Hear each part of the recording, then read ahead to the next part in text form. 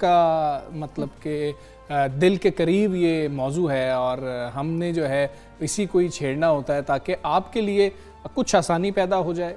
कई सवालात होते हैं जो वेबसाइट्स देखकर, अखबारात पे इश्तिहारात देखकर, तकरीरें सुनकर शायद पता नहीं लग रही होती, तो कोशिश होती है कि उसको एड्रेस करें। अभी तक भी कंफ्यूज्ड हैं। कुछ अब शिकायत कर रहे हैं कि बैंक्स हमारे साथ जो है ताउन नहीं कर रहे हैं। हम अपनी छत का ख्वाब जो है देखने वाले पाकिस्तानियों का जिक्र कर रहे हैं, क्योंकि कई लोग ऐसे हैं जिनके पहले तो बिल्कुल ही ख्वाब अधूरे रह जाते थे, लेकिन पीटीआई हुकूमत ने आके ये उम्मीद दिलाई थी कि नहीं, आप लोग जो किराए की मद में पैसे देते हैं, अगर वो आप अपने घर की किस्त के लिए दे रहे होंगे, जिस तरह से हम देखते हैं कि दुनिया भर में लोग ऐसे ही घर बनाते हैं। फिर ये है कि फिर उम्मीद बनी थी, उम्मीद बनी थी, और दूसरा ये कि लोगों को ये था कि वो बहुत तकलीफ होती थी जब किराए पे, जब घर में रह रहे थे ना, किराया देना, फिर ना गिनते थे हम 30 साल से किराए पे रह रहे हैं, उसको मल्टीप्लाई करें तो ये इतने पैसे हमने दे दिए। अगर इतने पैसे बनते हैं और अगर इतने पैसे हम इकट्ठे करके हम लेते तो हम अपना घर बना सकते थे। लेकिन अब गवर्नमेंट ने जो है, पीटीआई गवर्नमेंट ने ये चीज़ें आसान की हैं, और उन्होंने फिर जिस तरह से हम कहें कि सस्ता घर मेरा घर जो है, इस तरह का मनसूबा, मेरा पाकिस्तान मेरा घर मनसूबा जो है शुरू किया, तो अवाम की जो उम्मीदें वो बन गई हैं। अब वो अपने घर के मालिक होंगे। अच्छा, अब मसले कहाँ पर हैं? पहले हमने बहुत बात की है और इसको सराहा है, लेकिन लोगों के प्रॉब्लम्स को सामने लेकर आना, उनके जवाब सुनना बहुत ज़्यादा ज़रूरी है। हुकूमत का दावा था कि लाखों पाकिस्तानियों को अपने घर बनाने में मदद मिलेगी। हुक्मरान जमात को यकीन था कि कम लागत हाउसिंग स्कीम इसके कम होते सियासी सरमाए को भी भर देगी, और बहुत ज़्यादा ज़रूरी था। आवाम देखते हैं कि हमारा घर बन रहा है कि नहीं, और इसकी रफ्तार की बात करें, शुरू में बहुत अच्छा रिस्पॉन्स आ रहा था, अभी भी बहुत तादाद में लोग जो हैं एप्लीकेशंस दे रहे हैं। और 2023 के वस्त में देखें, हुकूमत की मुद्दत के अख्ताम पर जब सवाल करेंगे कि क्या पाकिस्तानियों को 50 लाख जो हैं मकानात वो मिल जाएंगे, नहीं मिलेंगे, वादा पूरा होगा, नहीं पूरा होगा, ये भी एक मामला है। अब सवाल इसके ऊपर भी हो रहा है और अपोजिशन सवाल कर रही है, लेकिन अपोजिशन ने ऐसी कोई भी दी नहीं थी स्कीम। इस तरह की उन्होंने तो स्कीम्स नहीं दी है। गवर्नमेंट ने अगर डील दिया तो उसके ऊपर एक स्कीम दी है, तो उसके ऊपर बात भी हो रही है, क्वेश्चन भी उठ रहे हैं। खैर, मरकजी बैंक के जारी करदा ताज़ा तरीन शुमार की अगर हम बात करें तो उनके मुताबिक 18 अक्टूबर तक बैंक्स को 202 अरब रुपए की हाउसिंग फाइनेंस जो है ना, उसकी लोन की दरख्वास्तें मौसूल हुई थी, और इसमें से बैंक्स ने 78 अरब रुपए मालियती दरख्वास्तों की मंजूरी दी थी, जबकि 18 अक्टूबर तक असल तकसीम सिर्फ 18 अरब रुपए ही थी। और सवाल यह है कि दिसंबर के आखिर तक मेरा पाकिस्तान मेरा घर के तहत 1 लाख नए हाउसिंग यूनिट जो है वो तामीर किए जा सकेंगे, क्योंकि क्वेश्चन बहुत सारे उस पर उठ रहे हैं। बिल्कुल, अब ये सारे सवालात हैं जिनका हमने जवाब देना है। अगर हम इन फिगर्स को देखें तो लगता है कि शायद बैंक्स उस तरह से लोन अप्रूव नहीं कर रहे हैं और लोगों को मुश्किलात का सामना पड़ रहा है। लेकिन पहले ये बात होती थी कि आपको तो अगर आपके पास सैलरी स्लिप भी नहीं है, भाई किसी तरह से साबित करें, आपको लोन मिलेगा। प्रॉब्लम्स वाकई आ रही हैं, नहीं आ रही हैं, क्योंकि बैंक्स भी कई चीज़ें होती हैं जो देख रहे होते हैं। बात करेंगे तर्जुमान नया Pakistan housing and development authority Asim Shaukat Ali साहब हमारे साथ मौजूद हैं। आसिम साहब, अस्सलाम वालेकुम, गुड मॉर्निंग। आपसे पहले तो ये बात होती रही इस मंसूबे के ऊपर, ये जो सारी अब शिकायत आ रही हैं, ये किस हद तक दुरुस्त हैं? और ये जो बैंक्स लोन दे रहे हैं, क्या उसमें कुछ ताख़ीर हो रही है या ड्यू प्रोसेस जो है वो कंप्लीट नहीं हो पा रहा? अच्छा हमजा, बहुत शुक्रिया। देखें, हर बदलते दिन के साथ और गुजरते दिन के साथ साथ ना हालात मज़ीद बेहतर होते जा रहे हैं। देखें, जब ज़्यादा लोगों में बात फैलती है तो इक्का दुक्का शिकायत आ जाती हैं, और कुछ चीज़ें हमने अपनी आवाम को भी समझानी है।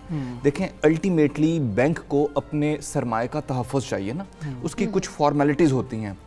जिस वक्त लोग ये रेटरिक सुनते हैं ना कि घर मिल रहे हैं, इसका मतलब ये है कि आपको सस्ता मकान मिल रहा है, इसका मतलब ये है कि आपको आसान एक साथ पे मकान मिल रहा है, इसका मतलब ये है कि आपको कम मार्केट पर कर्जे पर मकान मिल रहा है।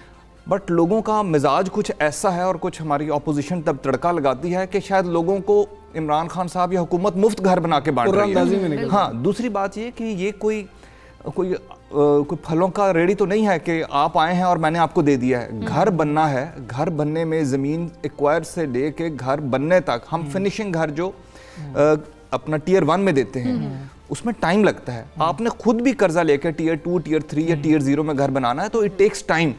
अब जिस वक्त आप ये समझते हैं ना कि मैं आज जाऊंगा, मुझसे कोई फॉर्मेलिटी नहीं मांगी जाएगी, मुझे पैसे मिलेंगे या घर मिल जाएगा, ऐसे तो मुमकिन नहीं है। बिल्कुल ऐसे it has to go with the formalities. लेकिन कोशिश क्या है कि इस प्रोसेस को हर गुजरते दिन के साथ आसान कर दिया जाए। देखना, मैं अक्सर प्रोग्राम्स में ये कहता हूँ कि पहले तो हमारे बैंक्स का माइंडसेट चेंज करना था।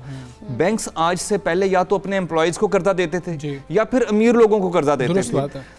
पहली दफ़ा पाकिस्तान में इमरान खान साहब के इमा पर ये कॉन्सेप्ट इंट्रोड्यूस कराया गया कि बैंक जो है वो लोअर मिडिल क्लास को कर्जा देगा और गरीब लोगों को कर्जा देगा और फिर मॉर्गेज पे विदाउट एनी कोलेटरल कर्जा देगा। अब मैं अगर फ़ायदा उठाऊं आपकी यहाँ मौजूदगी से, और अगेन क्योंकि ये एक ऐसा प्लेटफॉर्म है जहाँ बहुत ज़्यादा लोग जाते हैं और आप इसको प्रमोट भी करते हैं, जो रिसेंट डेवलपमेंट हमने की है उसमें टियर 0 जो ऐड किया है, कामयाब जो प्रोग्राम है, कामयाब पाकिस्तान प्रोग्राम, उसके अंदर मैं लोगों की खुशखबरी के लिए आपके तवज्जुह से बता दूं कि हमने टियर 0 में माइक्रो फाइनेंस इंस्टीट्यूशंस को इन्वॉल्व किया है, क्योंकि गरीब लोगों में उनकी रीच और पेनिट्रेशन बहुत ज्यादा है। वो उनसे डील, बैंक्स का मसला ये आ रहा था, बैंक गरीब आदमी से डील ही नहीं करता था। बैंक को तसल्ली नहीं होती थी कि हमारे पैसे जा रहे हैं, वो बेचारे के पास ना सैलरी स्लिप है ना कोई डॉक्यूमेंटेशन है। इन लोगों का एक्सपीरियंस बड़ा था उनको पैसे देने में, और इनका रिकवरी रेट 99.9% था इनका। अब ये बैंक्स के और गरीब अवाम के दरमियान as a bridge role play कर रहे हैं।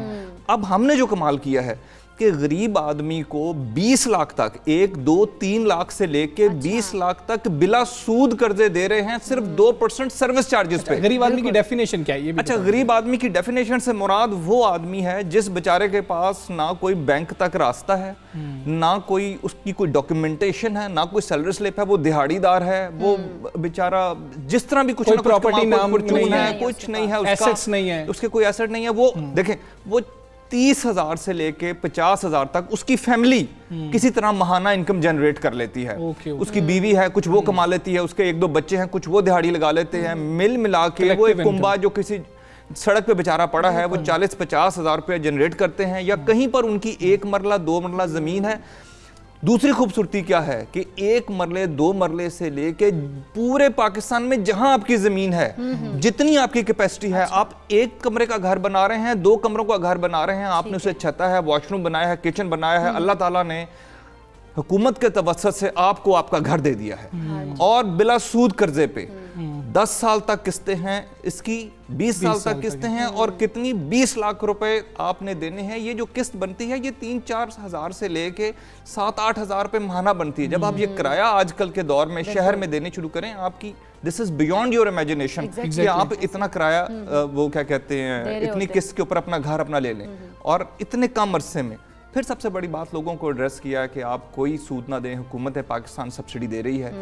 35 अरब रुपए की सब्सिडी जो है वो दी है सिर्फ कर्जे पर, सिर्फ मार्कअप पे, कि लोगों के लिए कर्जा कम से कम हो। ये बैंक को फैसिलिटेट किया है कि बैंक को ये डर ना रहे कि गरीब आदमी में पैसे कहां से देगा। यहाँ पर ये भी बताइएगा, कुछ देहात के जो लोग हैं वो भी आपको पता है कि जब भाई अलहदा हो रहे होते हैं, अलग घर तो चाहिए होते हैं हर जगह पर, लेकिन वो देहात में उनके पास जो मतलब कि लैंड है वो सिर्फ वही है जो एग्रीकल्चरल लैंड है, और वहाँ पर आप घर उस तरह से देहात में तामीर तो होते हैं, लेकिन क्या अगर वो लोग अपनी एग्रीकल्चरल लैंड के ऊपर कर्जा लेना चाहते हैं तो ले सकते हैं घर बनाने के लिए? अच्छा देखें, दो चीज़ें हैं। जो हमारा ये जो सस्ता घर स्कीम है ना, इसके अंदर आपको मॉर्गेज की बेसिस के ऊपर कर्जा मिलता है। हाँ जी।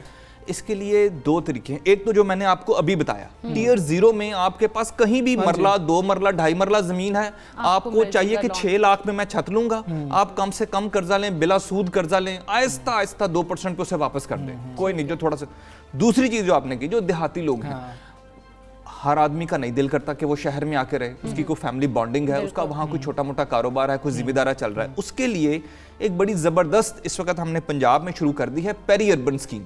ये पेरी अर्बन स्कीम वो है जो आपके शहरों से मलहका नवाही इलाके हैं, चलियांवाला है, मंडी बहाउद्दीन है, सरगोदा है, इस तरह के बेशुमार, डेरा गाजी खान है, यहाँ हम 3.5 मरले के सिंगल स्टोरी छोटे घर बना रहे हैं, कंप्लीट यूनिट, और वो सिर्फ 18 लाख रुपए में, टियर 1 जिसे कहते हैं, जिसे लो कॉस्ट हाउसिंग यूनिट कहते हैं, सिर्फ 18 लाख रुपए कीमत पर लोगों को दे रहे हैं। और इस 18 लाख रुपए में भी हुकूमत पाकिस्तान 3 लाख रुपए की कॉस्ट सब्सिडी दे रही है। अच्छा। जब ये घर 18 माह के अंदर बन जाता है, आप अपने घर में शिफ्ट हो जाते हैं, सेटल हो जाते हैं, उसके बाद आप पहली किस्त देते हैं, और उस किस्त के ऊपर फिर मार्कअप सब्सिडी आती है। यानी पहले 5 साल आपने सिर्फ 3% के ऊपर कर्जा वापस करना है, मार्केट में ये 12% है रेट, और अगले 5 साल सिर्फ आपने 5% पे कर्जा वापस करना है। ये है पेरी अर्बन।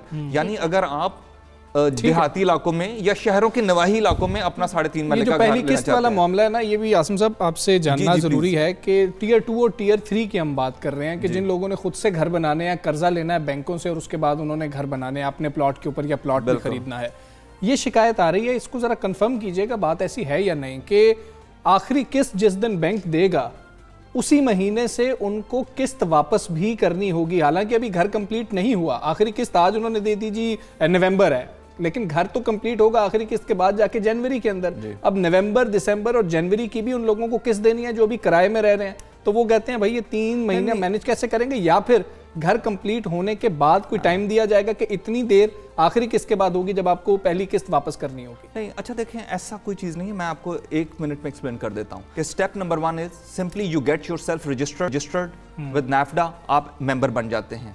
उसके बाद जब आपके इलाके में कोई भी प्रोजेक्ट शुरू होता है प्राइवेट बिल्डर के तहत या डेवलपमेंट अथॉरिटी के तहत या पंजाब हुकूमत या किसी भी सूबाई हुकूमत के तहत, आपको बकायदा खुद राब्ता किया जाता है कि यहां आपने अप्लाई किया था। उसके बाद एक प्रोसेस चलता है जिसमें आप बैंकेबल डिक्लेयर होते हैं। जब आप बैंकेबल डिक्लेयर हो जाते हैं, वहां पर बैलेटिंग होती है। जब आपका नाम बैलेटिंग में आ जाता है, उसके बाद आपसे राब्ता किया जाता है कि आपने अप्लाई किया था, यहाँ घर बन गया है, आपका नाम बैलेट में आ गया है, क्या आप विलिंग हैं घर बनाने के लिए? ये 18 लाख रुपए का या 27 लाख रुपए का घर है। जी बिल्कुल। जब आप अपना कंसेंट शो करते हैं, then you have to make first payment of 10% of the total cost. Okay. ये वो पहली और आखिरी पेमेंट है जो आपने अपने घर में शिफ्ट होने से पहले करनी है। ठीक है। फॉर एग्जाम्पल, आपने कहा जी मैंने 27 लाख वाले घर में जाना है, आपने 2,70,000 रुपए जमा करवा दिए बैंक के साथ, just to show your seriousness कि हाँ जी मेरे पास 4 पैसे हैं मेरा। उसके बाद ये हुकूमत, NAFDA, बैंक जाने, आपका घर तैयार होता रहता है, कंप्लीट घर तैयार हो जाता है, you get shifted to your place. जब आप अपने घर में हो जाते हैं शिफ्ट, फिर बैंक आपके पास आता है। उसके बाद हुकूमत पाकिस्तान जो बकिया पैसे होते हैं उस पर 3 लाख की सब्सिडी देती है, यानी 27 लाख में से जो 24 लाख रह गए होते हैं उसमें से 3 लाख बना रहे हैं। एक दूसरे घर हैं जो लोग खुद कर्जा लेके बना रहे हैं। मेरा क्वेश्चन उसके हवाले से था स्पेसिफिकली कि आपने आखिरी किस्त बैंक ने जारी की, साथ ही बैंक कहेगा कि जी कि अब इसी महीने से आपने मुझे वापस जो महाना है वो देना शुरू करना है। जस्टिफाइड ना, जब आपका कर्जा पूरा हो गया, उसमें कॉन्सेप्ट ये होता है कि जब आप, अभी आपने एक बात की थी जी डिसबर्समेंट कम है, अप्रूवल ज्यादा है, उसमें बैंक ये देख रहा होता है, चूंकि हम हमारे ही हैं सब दोस्त पाकिस्तानी है, वो है कि कहते हैं जी मैंने घर बनाना है, जब पैसे मिल जाते हैं तो फिर 5,000 कोई बेटी भी आ रहा है, कोई बच्चे को बाहर पढ़ने के लिए भेज देता है, कोई परचून की दुकान डाल लेता है। ये जो सस्ते कर्जे हैं, दे आर स्पेसिफिकली मेंट कि ये आप अपने घर बनाएं। लोगों के पास पैसे आते हैं, लोग बड़े इनडिसिप्लिन्ड हैं और फिर बाद में तंग होते हैं और फिर बैंक फंस जाता है उसमें। कोशिश ये की जाती है कि इसको स्टेजेस में डिलीवर किया जाए। आपने जमीन ले ली, अब आपके पास ही आ गए, फिर आपने खुदाइयां हो गई हैं, दीवारें शुरू हो गई हैं, अब आपके पास सेकंड इंस्टॉलमेंट आ गई है, अब आपकी छत डलने लगी है, अब तीसरी इंस्टॉलमेंट आ गई है, अब फिनिशिंग शुरू हुई है, अब चौथी इंस्टॉलमेंट आ गई है। By the time you finish, आप अपना घर पूरा करते हैं, तो फिर आपने उसको वापस करना शुरू कर देना। फिर दे आर जस्टिफाइड कि जैसे अब घर पूरा हो गया है, अब आप इसको डिलीवर करें। आसिम साहब, जैसे आपने 0 टियर की बात की कि आपने अब ऐड किया है, तो इसके बाद आप क्या रिस्पांस देख रहे हैं कि बहुत ज़्यादा जो लोअर मिडिल क्लास लोग हैं वो भी इसमें आएंगे, और फिर बाकी ओवरऑल अगर हम रिस्पांस की बात करें तो कैसा है? क्योंकि हमने शुरू में देखा था रिस्पांस बहुत ज़्यादा आता, बहुत ज़्यादा लोग जा रहे थे, बैंक्स के से लॉन्च भी लेते, लेकिन अब कैसा है?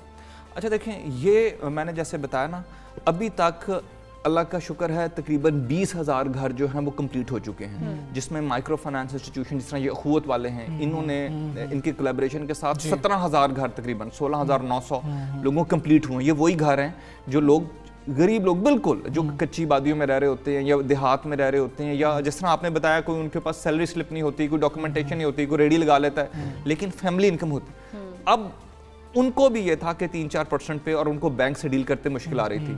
अब हमने उनको फैसिलिटेट करने के लिए ये कर दिया, जैसे मैंने बताया कि micro finance institution as a bridge role play कर रहे हैं। अब तो it has become open for all the poor people throughout the country.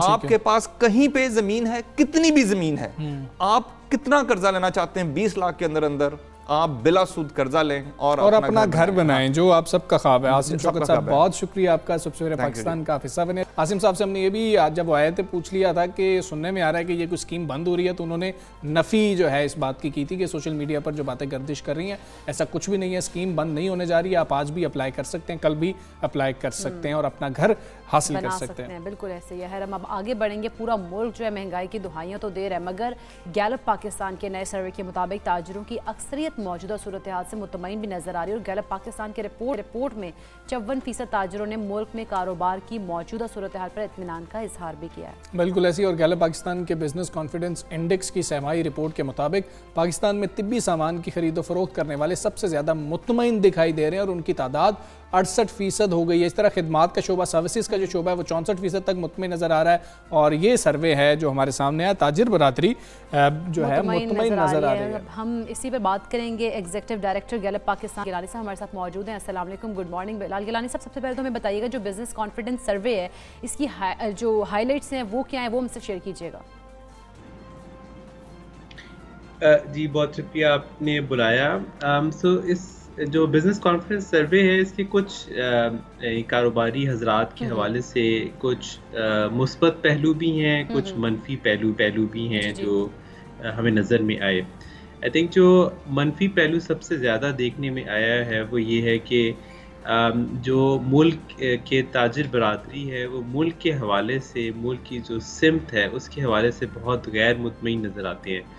तकरीबन 59% ताजरों ने हमें ये बताया कि उनके ख्याल से मुल्क गलत डायरेक्शन में जा रहा है।